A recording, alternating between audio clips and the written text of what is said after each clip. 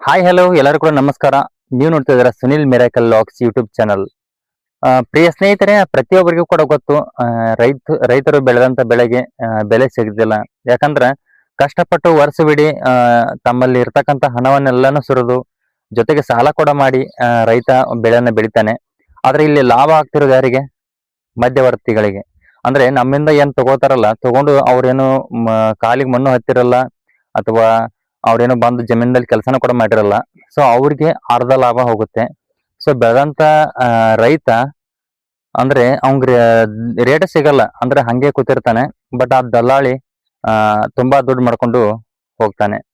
So ಇದು ನಿಲ್ಬೇಕು ಅಂದ್ರೆ ಏನ್ ಮಾಡ್ಬೇಕಂತಂದ್ರ ಸರ್ಕಾರ ಇದಕ್ಕೆ ಒಂದು ಕ್ರಮವನ್ನ ಜಾರಿ ಮಾಡ್ಲೇಬೇಕು. ಯಾಕಂದ್ರೆ ರೈತರ ಈ ಒಂದು ಮಾತಿದೆ, ರೈತ ದೇಶದ ಬೆನ್ನೆಲುಬು ಅಂತ ಹೇಳ್ತಾರೆ. ಬಟ್ ಆ ಬೆನ್ನೆಲುಬನ್ನ ಮುರಿತಕ್ಕಂತ ಕೆಲಸನ ತುಂಬಾ ಜನ ಮಾಡ್ತಾ ಇದ್ದಾರೆ.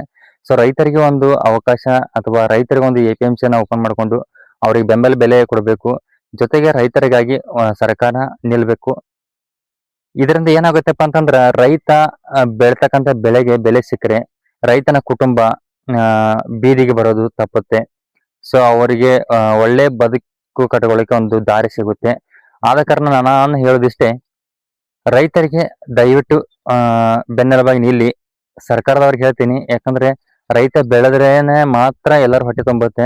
ರೈತ ಬೆಳಿಲಿಲ್ಲ ಅಂದ್ರೆ ಪ್ರತಿಯೊಬ್ಬರು ಹೊಟ್ಟೆಗೆ ತಣ್ಣೀರ್ ಬಟ್ಟೆನೆ. ಸೊ ಅದಕ್ಕೆ ಅವಕಾಶ ಮಾಡಿಕೊಡಕ್ ಹೋಗ್ಬೇಡಿ ಅಂತ ಹೇಳ್ತಾ, ಮತ್ತೆ ಮುಂದಿನ ವಿಡಿಯೋದಲ್ಲಿ ಸಿಗೋಣ. ಅಲ್ಲಿವರೆಗೆ ಟೇಕ್ ಕೇರ್, ಬೈ ಬೈ.